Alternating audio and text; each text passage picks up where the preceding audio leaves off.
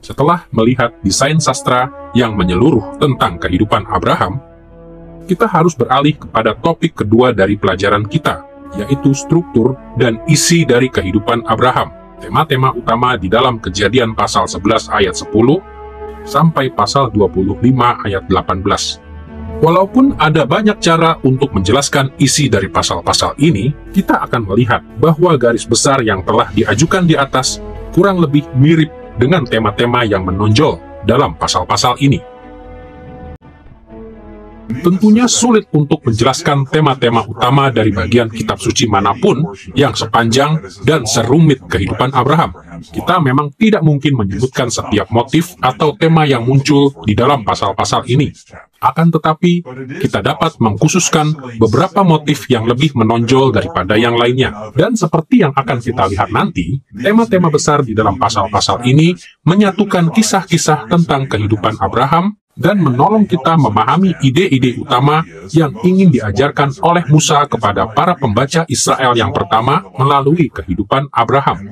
Dan lebih dari itu, kita juga melihat di dalam tema-tema utama ini, apa yang ingin diajarkan oleh Allah kepada kita melalui bagian kitab suci ini.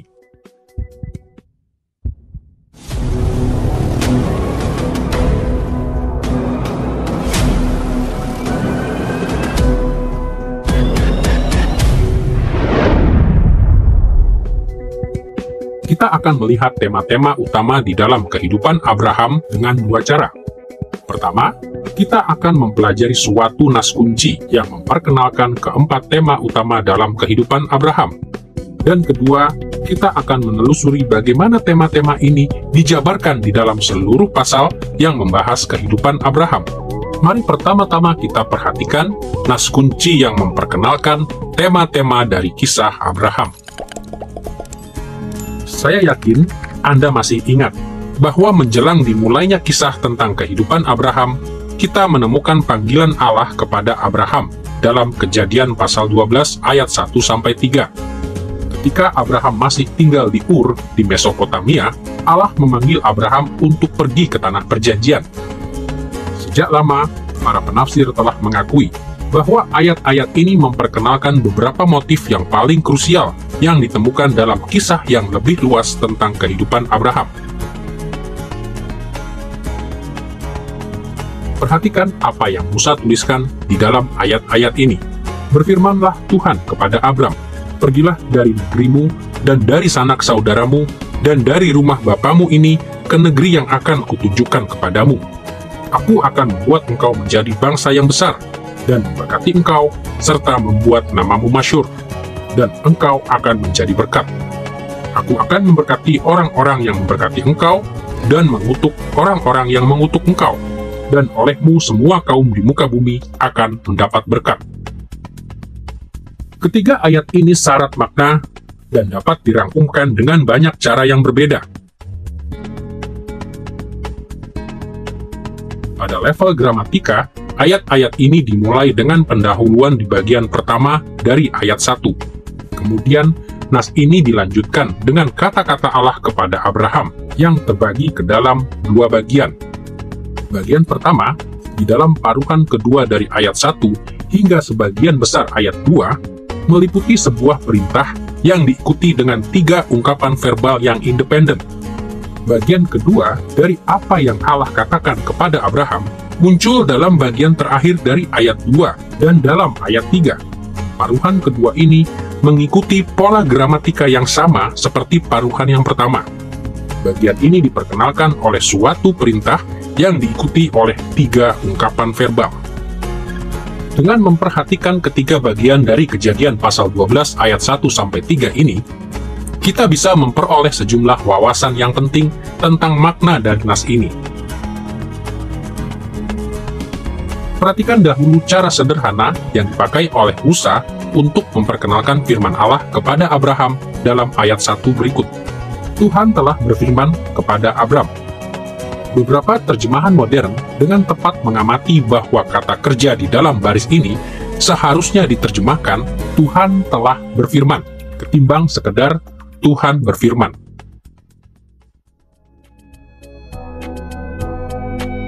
Terjemahan ini penting Karena menurut perkataan Stefanus di dalam Kisah Para Rasul pasal 7 ayat 2-4, Abraham menerima panggilannya di Ur, sebelum Terah, ayahnya, mati di Haran. Akan tetapi di dalam presentasi sastra kitab Kejadian, kita pertama-tama mengetahui bahwa Terah mati dari pasal 11 ayat 32, dan kemudian kita mengetahui dari Kejadian pasal 12 ayat 1, bahwa Allah memanggil Abraham. Karena alasan ini, Kejadian pasal 12 ayat 1 mewakili sebuah kilas balik, suatu regresi di dalam waktu, dan seharusnya diterjemahkan, Tuhan telah berfirman. Ayat ini mengenang suatu momen sebelumnya, sebelum Abraham mulai melakukan apapun untuk memberikan respon kepada Allah, jauh sebelum ia berangkat ke tanah perjanjian. Setelah pendahuluan ini, kita menjumpai paruhan pertama dari kata-kata Allah kepada Abraham. Paruhan pertama ini dimulai dengan sebuah kata kerja imperatif yang mengindikasikan sebuah perintah. Dalam Kejadian pasal 12 ayat 1, kita membaca kata-kata ini. Tinggalkanlah negerimu, sanak saudaramu, dan rumah bapamu, dan pergilah ke negeri yang akan kutunjukkan kepadamu. Seperti yang bisa kita lihat, bagian ini dibuka dengan bentuk perintah, tinggalkanlah, atau seperti parafrasa dalam New International Version, tinggalkanlah dan pergilah. Allah memerintahkan Abraham untuk melakukan sesuatu, untuk pergi ke tanah Kanaan. Inilah perintah yang pertama dan utama yang Allah berikan kepada sang bapa leluhur. Setelah perintah untuk berangkat ke tanah perjanjian itu, bagian pertama dari kata-kata Allah kepada Abraham dibagi ke dalam 3 bagian yang ditandai oleh 3 ungkapan verbal yang independen di dalam bagian pertama dari ayat 2. Perhatikan kembali Kejadian pasal 12 ayat 2 berikut. Aku akan membuat engkau menjadi bangsa yang besar, dan memberkati engkau, serta membuat namamu masyhur. Kata-kata ini berfokus pada berkat-berkat yang Allah sampaikan kepada Abraham saat Allah memanggilnya. Pertama, Allah berkata, Ia akan membuat Abraham menjadi bangsa yang besar. Kedua, Ia menawarkan untuk memberkati Abraham dengan kemakmuran. Dan ketiga, Ia berkata bahwa Ia akan memberikan kepada Abraham dan keturunannya suatu nama atau reputasi yang masyhur. Sekarang kita tiba pada paruhan kedua dari kata-kata Allah kepada Abraham. Walaupun kebanyakan terjemahan modern tidak memperlihatkannya kepada kita, bagian kedua dari kata-kata Allah kepada Abraham paralel dengan struktur gramatika dari paruhan pertama. Bagian ini dimulai dengan suatu bentuk imperatif yang diikuti oleh 3 ungkapan verbal yang independen. Dalam Kejadian pasal 12 ayat 2-3, kita membaca kata-kata berikut ini. Dan engkau akan menjadi berkat. Aku akan memberkati orang-orang yang memberkati engkau, dan mengutuk orang-orang yang mengutuk engkau. Dan olehmu, semua kaum di muka bumi akan mendapat berkat. Kata kerja Ibrani yang diterjemahkan di sini menjadi engkau akan menjadi berkat memiliki bentuk imperatif dan kemungkinan ditempatkan sebagai paralel dari bentuk perintah tinggalkanlah dalam ayat 1. Akan tetapi, bentuk imperatif ini tidak berfungsi sebagai perintah. Kata ini bisa diterjemahkan dengan berbagai cara, seperti dan engkau akan menjadi berkat, atau kiranya engkau menjadi berkat, atau bahkan dan engkau pasti akan menjadi berkat. Apapun terjemahannya, bentuk imperatif ini menandai suatu transisi pemikiran yang penting. Kata ini mengalihkan perhatian dari Abraham sebagai penerima berkat, seperti yang telah kita lihat di dalam bagian pertama dari ayat 2, kepada Abraham sebagai saluran berkat bagi orang lain. Bentuk imperatif kedua ini juga diikuti oleh 3 ungkapan verbal yang independen. Ketiga kata kerja ini mengindikasikan proses yang dilalui oleh Abraham untuk dapat menjadi berkat bagi orang lain. Pertama, Allah berfirman, Aku akan memberkati orang-orang yang memberkati engkau. Artinya, Allah akan memberikan hal-hal yang baik kepada orang-orang yang berinteraksi secara positif dengan Abraham. Ketika orang memperlakukan Abraham dengan baik, Allah akan memperlakukan mereka dengan baik. Kedua, Allah berjanji akan mengutuk orang-orang yang mengutuk engkau. Artinya, Allah akan mengutuk mereka yang menghina Abraham. Allah berjanji untuk melindungi Abraham dari bahaya dengan memberikan respon yang keras kepada mereka yang menjadi musuh Abraham. Akan tetapi, yang ketiga, Allah berkata, olehmu semua kaum akan mendapat berkat. Sekilas, fokus ketiga ini mungkin kelihatannya berkontradiksi dengan tema mengutuk musuh Abraham. Tetapi Allah berjanji kepada Abraham bahwa melalui dua macam proses, yaitu memberkati sahabat-sahabat Abraham dan mengutuk musuh-musuhnya, Allah akan memperluas berkat-Nya pada akhirnya bagi semua keluarga di bumi ini. Jadi kita melihat bahwa tata bahasa dari pembukaan Kejadian pasal 12 terbagi ke dalam tiga bagian utama. Pendahuluan, fokus kepada berkat-berkat yang akan Allah berikan kepada Abraham, dan fokus kepada berkat-berkat yang akan Allah berikan kepada seluruh dunia melalui Abraham. Memahami struktur dari ayat-ayat dalam Kejadian pasal 12 ini penting, karena dalam banyak hal, kisah-kisah Abraham dalam kitab Kejadian mengilustrasikan bagaimana janji-janji yang Allah berikan kepada Abraham ini dipenuhi di dalam kehidupannya. Saat Musa menulis tentang sang bapa leluhur, ia merangkai kisahnya dengan cara yang menarik perhatian kepada kata-kata yang Allah ucapkan kepada Abraham saat ia memanggil Abraham ke tanah perjanjian. Sambil mengingat struktur gramatika ini, kini kita siap untuk melihat bagaimana tema-tema utama dalam kehidupan Abraham dijabarkan dari Kejadian pasal 12 ayat 1 sampai 3. Kita akan melihat bahwa ada 4 tema utama yang muncul di dalam ayat-ayat ini. Kita akan mulai dengan anugerah ilahi kepada Abraham. Kemudian kita akan melanjutkan dengan syarat berupa kesetiaan Abraham kepada Allah, dan kemudian berkat-berkat Allah kepada Abraham, dan akhirnya berkat-berkat Allah melalui Abraham. Motif pertama yang sering muncul di dalam kehidupan Abraham adalah bahwa relasi Allah dengan Abraham didasarkan pada anugerahnya. Anugerah ilahi muncul secara halus di dalam kata-kata pendahuluan dari Kejadian pasal 12 ayat 1. Seperti yang telah kita lihat, di situ kita membaca kata-kata ini. Tuhan telah berfirman kepada Abram. Kata-kata yang sederhana ini mengingatkan kepada pembaca asli Musa bahwa relasi Abraham dengan Allah terjadi karena Allah telah memasuki kehidupan Abraham jauh sebelum Abraham melakukan apapun untuk melayani Allah. Panggilan Abraham muncul di awal kehidupannya sebagai seorang dewasa. Ia belum berangkat ke Kanaan. Ia belum menaklukkan musuh. Ia belum menyatakan kesetiaannya kepada perjanjian. Ia belum berdoa bagi orang benar di Sodom dan Gomora. Ia belum lulus dalam ujian iman apapun.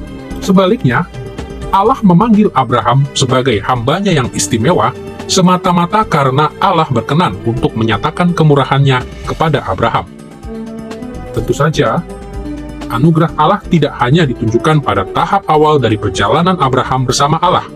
Anugerah Allah adalah tema yang muncul di semua kisah tentang Abraham, karena Allah juga menunjukkan belas kasihan kepada sang bapa leluhur di dalam setiap momen kehidupannya.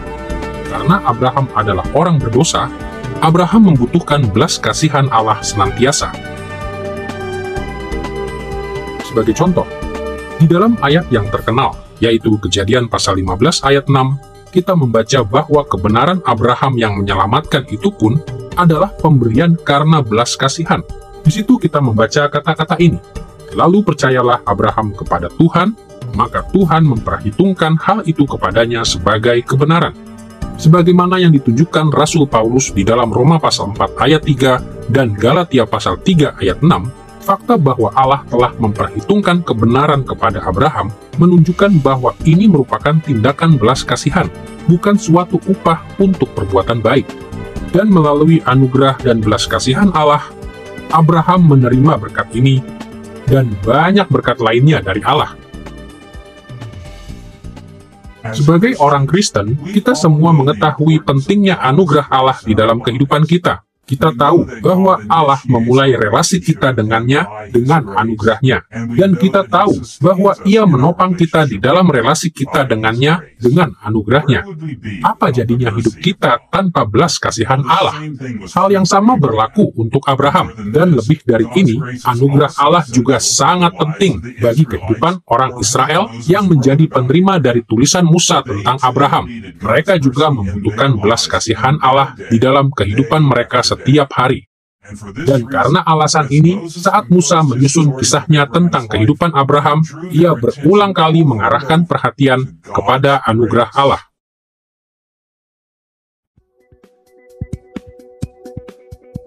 Selain tema tentang anugerah Allah, kita juga harus memperhatikan bahwa Kejadian pasal 12 ayat 1-3 menekankan kesetiaan Abraham. Allah tidak hanya memilih Abraham untuk menerima belas kasihannya.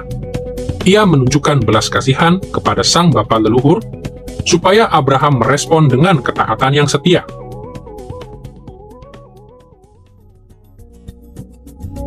Seperti telah kita lihat, bentuk imperatif yang pertama dalam Kejadian pasal 12 ayat 1 menekankan tanggung jawab Abraham untuk setia kepada Tuhan dengan cara tertentu. Allah memberikan perintah kepadanya di sana, "Tinggalkanlah negerimu, sanak saudaramu, dan rumah bapamu, dan pergilah ke negeri yang akan kutunjukkan kepadamu." Tidak sulit untuk melihat bahwa panggilan ilahi ini menuntut kesetiaan yang amat besar dari Abraham. Ia harus meninggalkan tanah airnya dan tanah milik ayahnya untuk pergi ke suatu tempat yang akan ditunjukkan kepadanya. Ya, Allah telah menunjukkan belas kasihan kepada Abraham, tetapi Abraham juga diminta untuk menunjukkan pelayanan yang tidak tergoyahkan dan setia kepada Allah. Sayangnya banyak orang Kristen cenderung menganggap Abraham hanya sebagai teladan untuk iman dan kepercayaan kepada Allah. Ini merupakan tema yang penting di dalam kehidupan Abraham, dan hal tersebut ditekankan di dalam beberapa nas Perjanjian Baru. Akan tetapi, kita tidak pernah boleh mengabaikan fakta bahwa Allah memerintahkan Abraham untuk taat, untuk melayani Dia dengan setia. Allah menuntut kesetiaan dari sang bapa leluhur berulang kali. Ia harus setia kepada Allah di dalam segala keadaan. Mungkin contoh yang paling dramatis tentang saat ketika Abraham dituntut untuk menunjukkan kesetiaannya kepada Allah dapat ditemukan di dalam Kejadian pasal 22, saat ketika Allah memerintahkan sang bapa leluhur untuk mengorbankan putranya Ishak untuk membuktikan bahwa ia lebih mengasihi Allah daripada putranya sendiri. Sulit untuk membayangkan tuntutan yang lebih berat dari Allah. Walaupun Abraham dituntut untuk menunjukkan kesetiaan di dalam hal ini dan dengan banyak cara yang lain, Kejadian pasal 12 ayat 1 menegaskan salah satu tanggung jawab yang paling penting yang dimiliki Abraham. Di situ Allah berfirman, "Pergilah ke negeri yang akan kutunjukkan kepadamu." Seperti yang didemonstrasikan oleh nas ini, Abraham dituntut untuk pergi ke tanah yang akan ditunjukkan Allah kepadanya. Abraham harus tinggal di tanah perjanjian. Dan tema ini muncul berkali-kali di dalam kisah-kisah tentang sang bapa leluhur. Hal yang sangat penting bagi rencana Allah yang lebih luas bagi Abraham maupun bagi keturunannya yang setia adalah kepergian Abraham ke tanah perjanjian. Dan ketika kita ingat bahwa Musa menuliskan kisah-kisah ini tentang Abraham untuk orang Israel yang sedang ia pimpin sendiri ke tanah perjanjian, maka tidaklah mengejutkan jika kita melihat penekanan ini. Sebagai pengikut Kristus, kita mengerti bahwa walaupun keselamatan adalah pemberian yang cuma-cuma dari Allah, Allah menuntut kita untuk menyatakan ucapan syukur kita kepadanya dengan berusaha sebaik mungkin untuk menaati perintah-perintahnya. Musa juga memahami prinsip ini. Ia tahu bahwa anugerah Allah kepada Abraham menuntut Abraham untuk setia kepada Allah. Dan karena alasan ini, kita akan melihat bahwa tuntutan kesetiaan ini muncul berulang kali saat kita mempelajari kehidupan Abraham. Musa mengetahui sesuatu tentang orang Israel yang menjadi pembaca pertama dari tulisannya. Mereka cenderung melupakan pentingnya kehidupan yang setia di hadapan Allah. Meskipun Allah telah menunjukkan belas kasihan yang besar kepada mereka saat Ia menyelamatkan mereka dari Mesir dan memelihara mereka di padang belantara, mereka berbalik dari perintah-perintah Allah. Dan karena alasan ini, salah satu tema utama dalam kisah-kisah tentang Abraham adalah kesetiaan Abraham kepada Allah.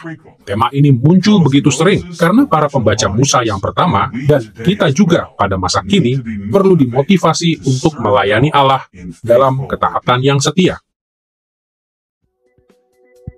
Seperti yang telah kita lihat sejauh ini, Allah telah menunjukkan anugerah yang besar kepada Abraham dan menuntut pengabdian yang setia kepadanya. Tema ketiga yang perlu kita perhatikan di dalam Kejadian pasal 12 ayat 1-3 adalah berkat-berkat yang ditawarkan kepada Abraham.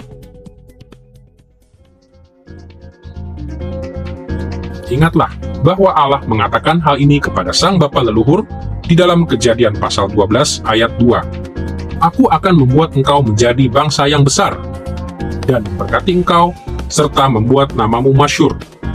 Allah menawarkan 3 berkat kepada sang bapa leluhur. Pertama, Allah berkata bahwa Abraham akan menjadi suatu bangsa yang besar. Keturunannya akan bertambah banyak sampai tidak terhitung jumlahnya. Dan keturunannya sesungguhnya akan menjadi suatu kerajaan, suatu bangsa yang besar.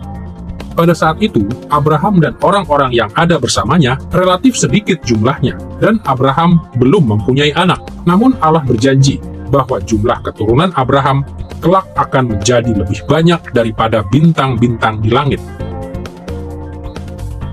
Kedua, Allah memberitahu Abraham bahwa Ia akan memberkati Abraham. Mungkin sekali ungkapan ini berarti bahwa Abraham dan keturunannya akan menerima berkat berupa kemakmuran yang besar. Abraham dan keturunannya akan hidup dalam kelimpahan dan kekayaan. Mereka tidak akan menjadi pengembara di bumi ataupun menjadi penduduk biasa. Jika Abraham dan anak-anaknya terbukti setia, mereka akan menikmati kemakmuran yang besar. Ketiga, tawaran berkat dari Allah akan menjadikan nama Abraham itu masyhur. Dengan kata lain, jika Abraham mau pergi ke tanah perjanjian dan melayani Allah dengan setia, jumlah yang amat besar dari keturunannya serta kemakmuran mereka akan menjadikan dia dan keturunannya dihormati di seluruh dunia. Kemuliaan yang besar akan diberikan kepada sang bapa leluhur dan keturunannya yang setia. Bahkan, di seluruh kisah tentang Abraham, Musa berulang kali menunjukkan bahwa berkat-berkat semacam ini dicurahkan kepada Abraham.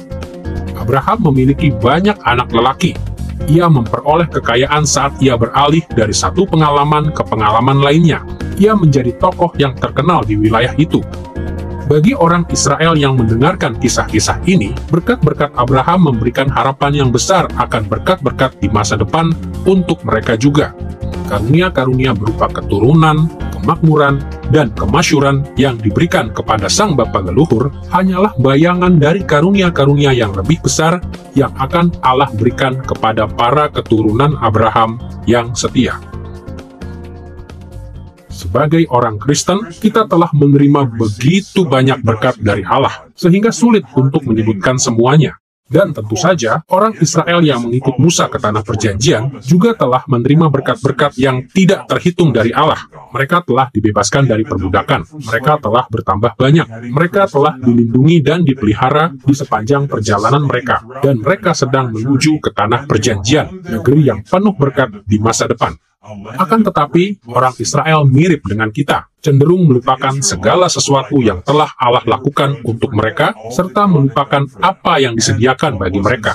Jadi Musa menulis tentang berkat-berkat Allah kepada Abraham untuk mengingatkan kepada para pembacanya, yaitu orang Israel, akan berkat-berkat yang telah Allah berikan kepada mereka di dalam kehidupan mereka, supaya hati mereka dipenuhi dengan ucapan syukur. Di samping belas kasihan Allah, kesetiaan Abraham, dan berkat-berkat Allah kepada Abraham, Kejadian pasal 12 ayat 1-3 juga mengarahkan perhatian kepada fakta bahwa berkat-berkat akan datang melalui Abraham kepada bangsa-bangsa lain. Ingatlah apa yang Allah katakan di dalam Kejadian pasal 12 ayat 2-3 berikut. Dan engkau akan menjadi berkat. Aku akan memberkati orang-orang yang memberkati engkau, dan mengutuk orang-orang yang mengutuk engkau. Dan olehmu semua kaum di muka bumi akan mendapat berkat. Kata-kata ini menjelaskan bahwa Abraham tidak hanya akan menerima berkat-berkat, tetapi bahwa seluruh bangsa di bumi akan diberkati melalui dia. Allah tidak memanggil Abraham ke tanah perjanjian hanya untuk memperkaya kehidupannya dan kehidupan keturunannya. Allah memanggil Abraham untuk menjadi saluran berkat ilahi kepada semua keluarga di bumi. Penting untuk diingat bahwa nas ini mengajarkan bahwa berkat Abraham yang menjangkau seluruh dunia akan datang dengan dua cara. Di dalam Kejadian pasal 12 ayat 3, Allah berfirman, Aku akan memberkati orang-orang yang memberkati engkau, dan mengutuk orang-orang yang mengutuk engkau. Menurut nas ini, Abraham akan menjadi sebilah pedang bermata dua di antara umat manusia. Karena Abraham diperkenan oleh Allah, maka ketika orang-orang dari bangsa lain memberkati Abraham, maksudnya ketika mereka menghormati dia, dan dengan demikian menghormati Allah yang ia layani, maka Allah akan memberkati mereka. Akan tetapi, ketika orang-orang dari bangsa lain mengutuk atau menyerang Abraham, dan dengan demikian menghina Allah Abraham, maka Allah akan menghukum mereka. Nasib dari bangsa-bangsa lain bergantung pada bagaimana mereka memperlakukan Abraham. Selama hidupnya, Abraham mengadakan kontak dengan banyak orang yang mewakili bangsa-bangsa lain, seperti bangsa Filistin, bangsa Kanaan, bangsa Mesir, serta Lot keponakannya yang merupakan bapa dari Bani Moab dan Bani Amon. Interaksi-interaksi ini signifikan karena menunjukkan cara-cara spesifik yang dipakai Allah untuk menggenapi firman-Nya untuk memberkati dan mengutuk bangsa-bangsa lain berdasarkan cara mereka memperlakukan Abraham. Interaksi ini juga mengindikasikan bahwa selama hidupnya pun, Abraham telah mulai menjadi berkat bagi dunia. Seringkali umat Allah terlalu mudah melupakan pengajaran yang penting ini. Orang Israel di zaman Musa mirip dengan banyak orang Kristen pada masa kini.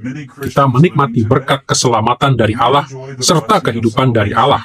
Tetapi kita lupa mengapa berkat-berkat ini telah diberikan kepada setiap kita. Setiap berkat yang Allah berikan kepada Israel di bawah kepemimpinan Musa, dan setiap berkat yang ia berikan kepada gerejanya saat ini dirancang untuk suatu tujuan yang lebih besar. Kita telah diberkati supaya kita menyebarkan berkat-berkat Allah ke seluruh dunia. Allah memanggil Abraham kepada dirinya supaya Abraham memimpin bangsa-bangsa di dunia ke dalam berkat-berkat Allah. Allah memanggil Israel kepada dirinya di zaman Musa supaya mereka memimpin bangsa-bangsa di dunia ini ke dalam berkat-berkat Allah. Dan Allah telah memanggil gereja kepada dirinya saat ini supaya kita bisa memimpin bangsa-bangsa di dunia ke dalam berkat-berkat Allah. Tema ini begitu penting bagi orang Israel yang pertama kali menerima kisah-kisah tentang Abraham ini, dan tema ini juga penting bagi kita saat kita mengikut Kristus di zaman kita. Di dalam pelajaran ini, kita telah memperoleh pelajaran pertama dari tinjauan terhadap kehidupan Abraham. Dan kita telah memfokuskan perhatian kita pada struktur atau desain dari bagian ini dalam kitab Kejadian. Dan kita juga telah mempelajari tema-tema utama atau topik pembahasan yang diperkenalkan oleh Musa di dalam kehidupan Abraham dalam konteks struktur sastra ini. Saat kita melanjutkan pelajaran ini, kita akan kembali kepada topik-topik dari pelajaran ini sesekali. Kita telah melihat bahwa kisah kehidupan Abraham memiliki simetri 5 langkah. Dan kita juga telah melihat bahwa ada 4 tema utama di dalam kehidupan Abraham. Kemurahan dan kebaikan Allah kepada Abraham, kesetiaan Abraham, berkat-berkat Allah kepada Abraham, dan berkat-berkat Allah melalui Abraham. Tema-tema ini tidak hanya memberi kita wawasan mengenai makna dari kisah kehidupan Abraham di zaman dahulu, ketika kisah itu pertama kali dituliskan bagi Israel. Tetapi tema-tema ini juga memungkinkan kita untuk menerapkan bagian kitab suci ini kepada kehidupan kita di masa kini.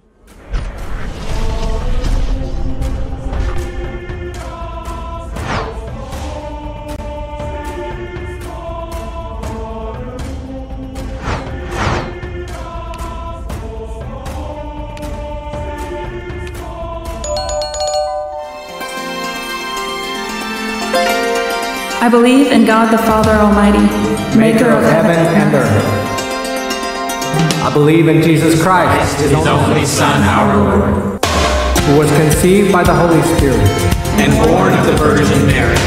He suffered under Pontius Pilate, was crucified, died, and was buried. He descended into hell. The third day he rose again from the dead. He ascended into heaven and is seated at the right hand of God the Father Almighty. From there he will come to judge the living and the dead. I believe in the Holy Spirit, the Holy Catholic Church, the communion of saints, the forgiveness of sins, the resurrection of the body, and the life